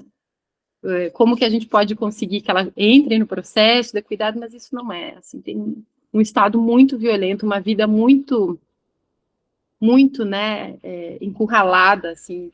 Também me vem muito a Carolina de Jesus, assim, na cabeça, né, que foi alguém. Tem um promotor em São Paulo, o Lélio, que ele fala que o acolhimento institucional é fruto do acaso, né. Então, tem criança agora que talvez esteja passando por uma situação de extrema violência e não foi acolhida, e tem casos, famílias que são muito perseguidas, né. Então, a Carolina de Jesus, ela vai falando muito dessa mulher exaurida, que ela fazia tudo para cuidar das crianças, pega a comida daqui, pega osso para fazer sopa, né, e vai se culpando da vida que leva, né, acho que é algo que nós, assim, do campo da saúde mental, né, é muito importante que a gente possa estar com uma escuta, gostei que a Aline falou, né, essa cera, assim, né, como que a gente consegue escutar melhor isso, assim, né? Aline?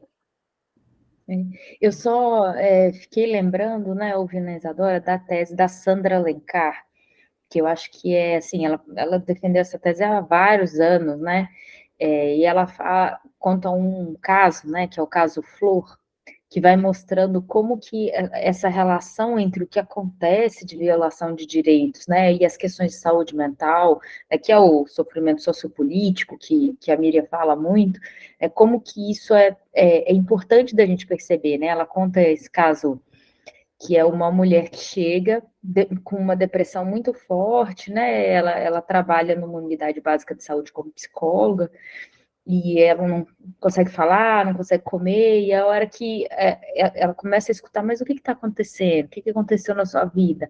A mulher vai contar que o filho foi assassinado, né, pelo pela polícia, né? E quando ela vai procurar o corpo do filho para poder ver lá o corpo, os policiais falam: olha, seu filho é do tráfico e ele foi assassinado, é melhor você não perguntar muito, senão você também pode ser que desapareça, né? E aí a mulher se cala sem um corpo, né, para poder fazer o luto, e o que resta de proteção psíquica é a depressão, né?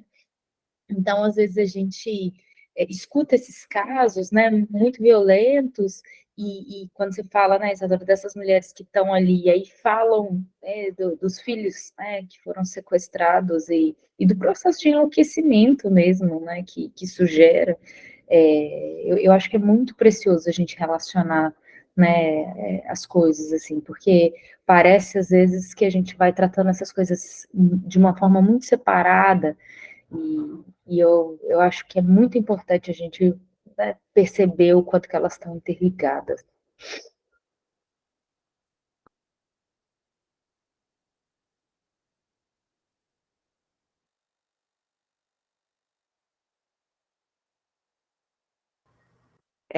Pronto. Isadora, eu até tenho uma pesquisa que eu apresentei aqui no GPF, que está tomando corpo, que chama-se É Tudo Culpa da Mãe. E uma interrogação, né? Então, pegando um pouco a fala da Roberta, né? E uma ideia que na psicanálise lacaniana aparece muito, né? Da relação de devastação entre mães e filhas. E quanto a gente percebe isso na clínica, né? Então, tenho pensado nisso, que eu estou chamando da devastação à terra fértil, né? Como é que se faz essa passagem? E acho que a psicanálise contribui muito, né, com o discurso da mãe suficientemente boa. Paradoxalmente, a pesquisa da Aline também é muito interessante, né? Ela fez uma fala no GPF que ela chama da mãe suficientemente dominante e dominada, e do lugar da mãe como aquela que vai transmitir justamente a herança patriarcal, né? E como efetivamente isso, às vezes, em muitos contextos, é reprodutor de violência, né? Esse paradoxo, né, que a gente tem que lidar da clínica. Então, queria discutir um pouco sobre isso, porque eu achei genial, quando eu li seu texto, né, essa ideia de rede viva e rede morta, né? Então, o que é uma rede viva, uma rede que é fértil, o que é uma rede que devasta, né? Eu vou roubar para mim essa ideia e citar, claro, evidentemente, nas minhas próximas falas, né, para pensar nos destinos, né? De uma escuta, né? O que a gente... Porque muitas vezes, na escuta de uma mulher é isso, né? Você poder oferecer condições para que ela construa, né, uma rede viva. E daí te pergunto, Isadora, isso é uma pergunta antiga que eu tenho desde o tempo que eu trabalhei com crianças e adolescentes vítimas de violência sexual, né? E assim, atrocidades que eram feitas em nome do direito de proteção da criança, né? E que na época, isso 2009, pensa, né? Você não tinha recurso teórico para pensar, para argumentar. Eu sabia que tinha algo muito errado ali, que angustiava, mas não tinha recurso teórico para pensar. E uma discussão que tinha na época era qual que é o lugar da escuta singular nesses serviços, né? Que é uma grande questão. Porque eu percebi um paradoxo, assim, que era todos os profissionais da saúde tinham seu espaço de escuta singular, individual, fora da equipe, mas para os usuários do serviço, não. Né? Então, essa na época da implantação do SUAS, e te contextualizo isso, né?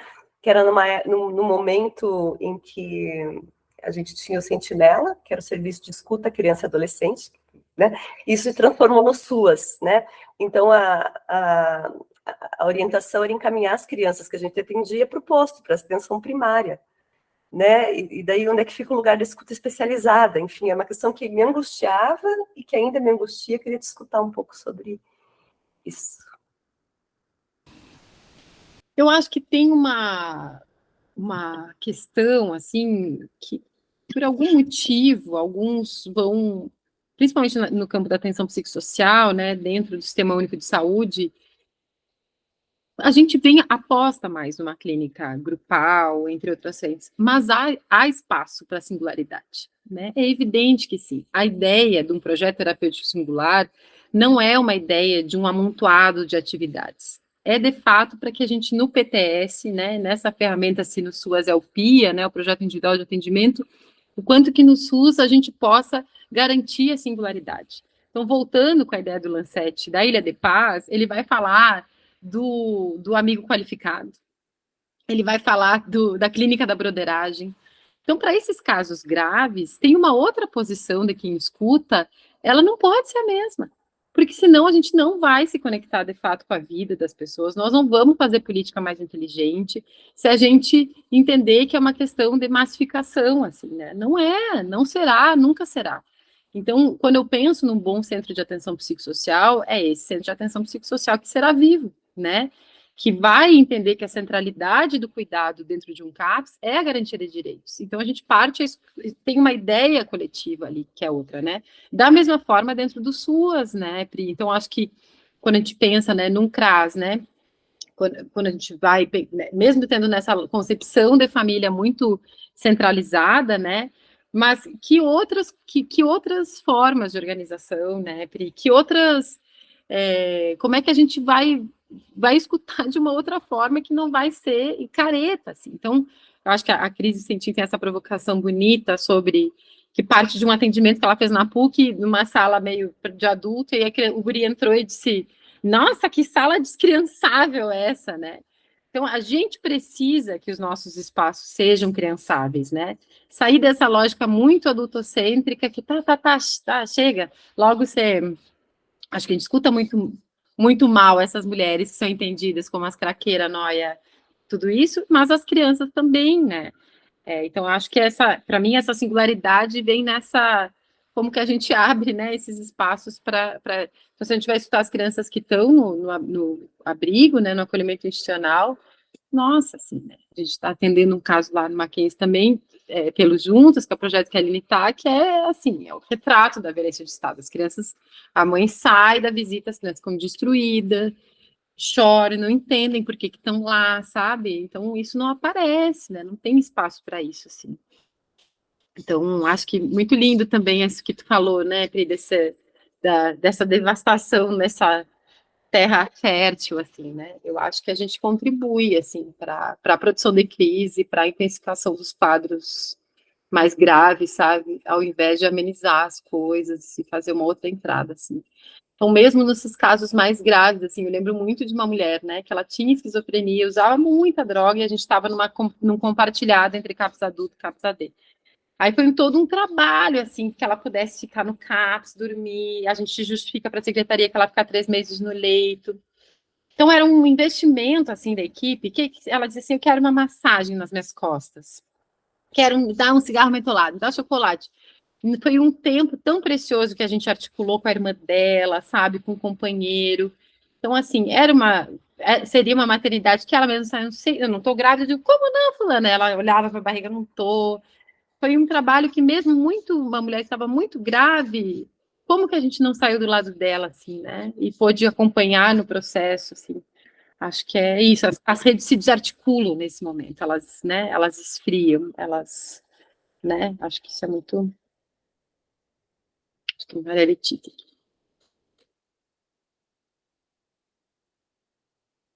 Isadora, uma coisa que eu fiquei pensando, assim, ao longo desses anos, né, de trabalho, gosto muito também como você chama, né, as colaboradoras, como é que você fala? Achei lindo isso que a Pri marca também no final, de como você coloca As minhas lado a lado. parceiras. Nós estamos tudo parceiras. misturado hoje em dia, gente. Eu e minhas parceiras. Eu fiquei com uma questão assim, ao longo desses anos, essas mulheres, elas conseguem nomear melhor o que está acontecendo com elas? Porque eu tenho pensado muito nisso, tenho tentado escrever, que é assim, a nomeação aumentou, né?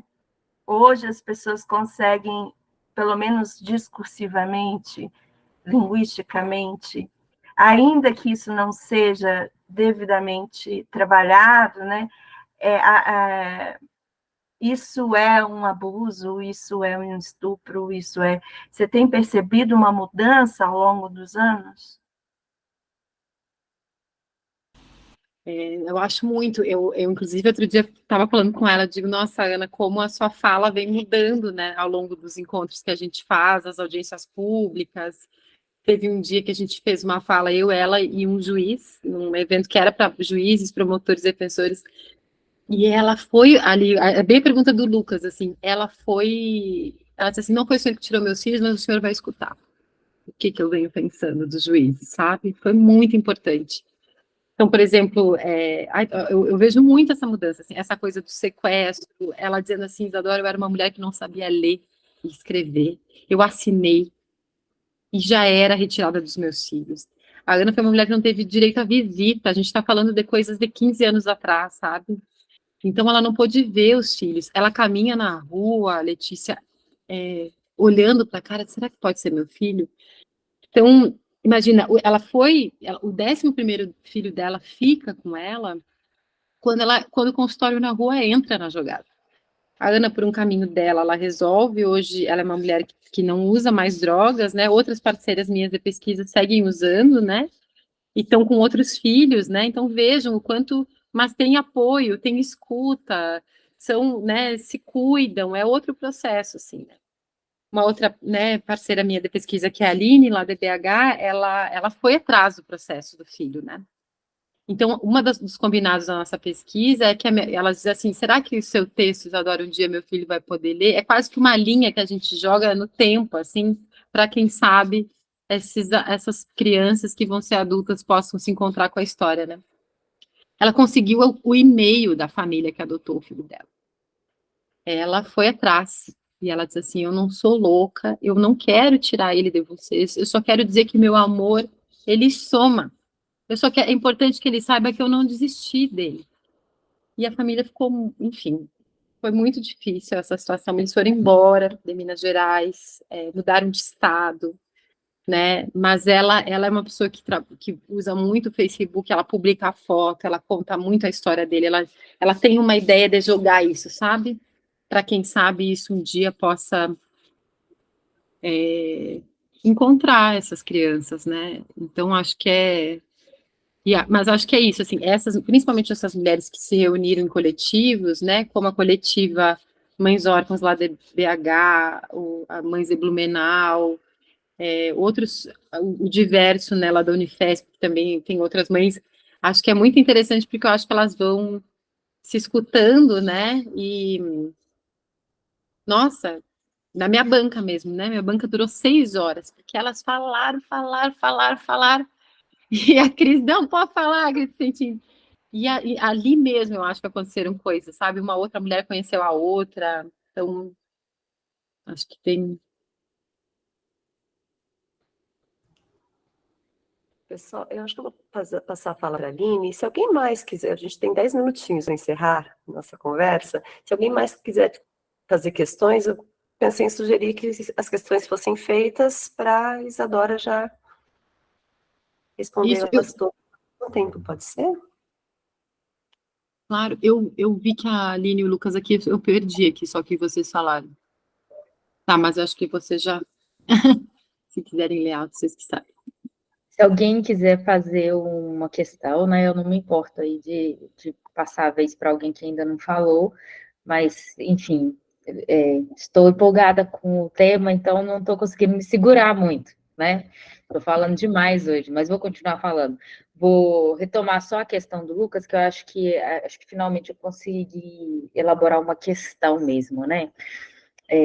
O Lucas estava perguntando no chat sobre uma fala da questão da depressão ser uma defesa, né? E aí eu fiquei pensando, né, Isadora, o que você acha? Tem algumas autoras e autores, né, que pensam a possibilidade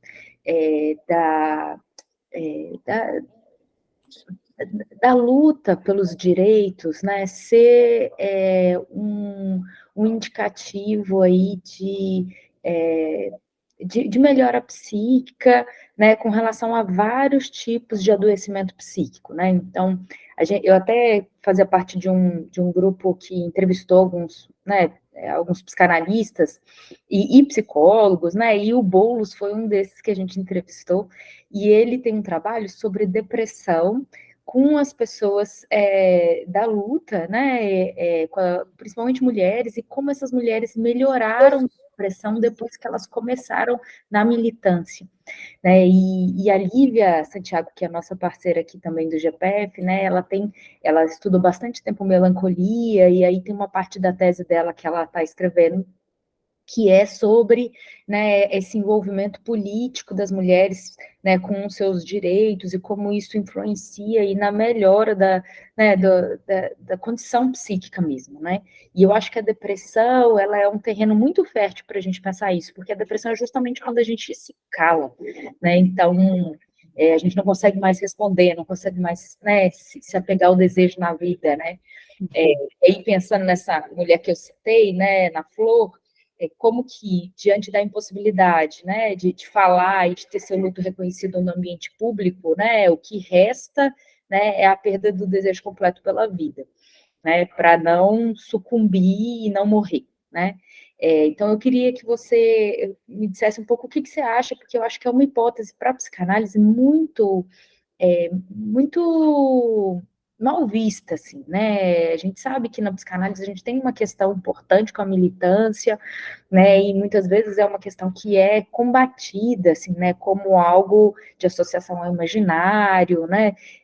Mas o que a gente vê na clínica, o que eu vejo com relação às lutas, né, antirracistas, é que algum envolvimento com seus direitos no âmbito público, né, me parece que algumas vezes tenha aparecido como uma direção de tratamento e cura, não que a gente indique, mas que a pessoa chega, né, nesse caminho. Queria ver o que você acha disso para essas mulheres, né, com quem você lidou. Eu acho, é muito, né, nesses movimentos que se encontram, por exemplo, as mulheres que tiveram seus filhos assassinados pelo Estado, elas bebem pra caramba, eu acho que isso é uma chave para elas, assim, né? Então, elas não estão sendo julgadas porque elas bebem, mas elas bebem, se encontram, então é desde o boteco até os grupos, a produção do livro, que o Lucas foi lá no lançamento, eu não tenho dúvidas. É claro que eu acho que essa questão que o Lucas produziu antes, assim, né? Como é que a gente retorna para aquele que te violentou, sempre é uma questão, elas mesmas, assim, às vezes nos processos delas vão dizer assim, para quem que eu tô indo pedir justiça, né? São essas pessoas que assassinaram meu filho, né? Mas e essa coisa da depressão, me lembrei muito da Maria Rita Keu, da ideia do tempo e o cão, né? Do trabalho e do tempo, que o depressivo, ele desafia o tempo. E acho que nessas nossas discussões aqui, né? Letícia falou da Xoxana, eu falei da Vina Das também. Eu acho que nesse sentido, nessa aposta clínica que tu fez assim, né? Que a depressão pode ser algo bom, eu acho que é um desafio do tempo, de um tempo que exige uma melhora, de um tempo que exige bola para frente, assim. É eu ficar com problema, né? Pensa a produção da Dona Haro agora, como é ficar com problema. E é muito o que as mulheres me dizem, eu sou mãe e serei para sempre mãe dessas crianças. Ninguém vai me tirar isso. Então, eu acho que a possibilidade de se entristecer, e não tenho dúvidas, né, que a luta, pelo menos para essas mulheres, né, foi um espaço de vida, frente a muitos momentos que elas, né, já queriam desistir, assim, né, foi um espaço de vida, inclusive de produção especial, a Ana, que é redutora de danos, né, é muito impressionante como ela diz assim, eu não quero que outras passem por isso, eu vou cuidar dessas mulheres, né, então, acho que sem dúvidas, Aline, assim, compartilho contigo dessa ideia, né, que do tempo e dessa pessoa que vai desafiar o tempo e num outro tempo poder pensar e resolver isso, assim. Não quero ultrapassar aqui e ver se alguém quer falar também mais.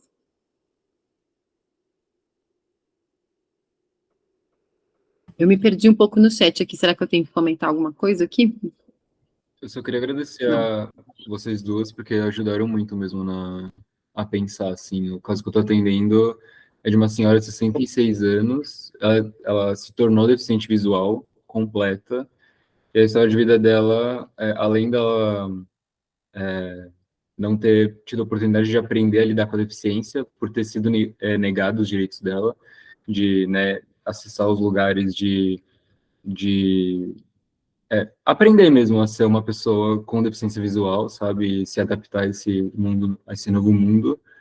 Toda a história dela foi marcada por diversas violências e intrusões de homens no corpo dela, nas decisões dela. Então, e agora o quadro que a gente vê que ela tem é de depressão mesmo, assim, sabe? Então, por isso que eu perguntei, e faz muito sentido a partir da perspectiva que vocês trouxeram. Então, obrigado. Isadora, queria te agradecer a resposta que você deu da escuta singular, que sabe o que que é o pedido pela escuta especializada, eu acho?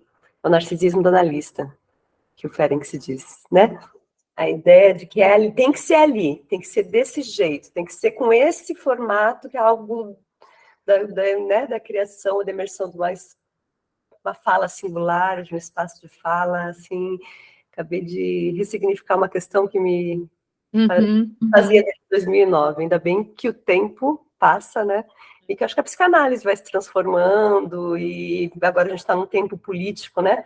Em que todas essas políticas e ideias que ficaram tanto tempo represadas estão começando a ter um espaço, né, de público, de efetivação. E então acho que te escutar nesse contexto, Isadora, assim, para a gente e para o GPF, muito obrigada. A tua pesquisa é exemplar, no sentido, um ótimo exemplo, né, de como dá para fazer, né, assim, e nesse momento político a gente te escuta com mais alegria, né, com um pouco mais de esperança. Muitíssimo obrigada. Agradeço a Jéssica também pela organização do LEF e a todas e todos os presentes aqui. Obrigada. Você quer fazer uma... Não, só agradecer também, né? Sempre é muito, muito, tem sido, acho que tem um tempo, assim, da pesquisa e outras coisas vão se abrindo, né? Então, vocês falaram coisas muito preciosas, assim, vão outras janelas, né? É legal isso, assim, eu acho que a gente vai se encontrando, né? Tem outras pessoas pesquisando isso, né? A Priscila mesmo lembrou da tese da Aline, de outras, a Aline lembrou da Sandra, né? Então, acho que é essa forma mesmo da gente aquecer, né? E poder cuidar melhor e cumprir com o nosso mandato clínico e institucional, né? Que é justamente esse, assim, né? Poder cuidar mais e melhor, assim, né? Das pessoas. É o nosso mandato, né? Enquanto psicanalista, enquanto psicólogo de CAPS, enquanto psicólogo da UBS, do abrigo, né? É esse. Então, agradecer vocês por essa companhia, sábado de manhã. Aline, muito obrigada. Então, eu encerro hoje agradecendo a todo mundo. Palmas para a Isadora pela pesquisa brilhante. Pessoal. Obrigada a vocês, viu? Obrigada. Muito obrigado. Bom sábado, bom fim de semana. Obrigada a vocês por estarem aqui junto. Tchau, gente. Obrigada, Isadora. Tchau, Beijo. gente. Tchau. Beijo, beijo. Tchau.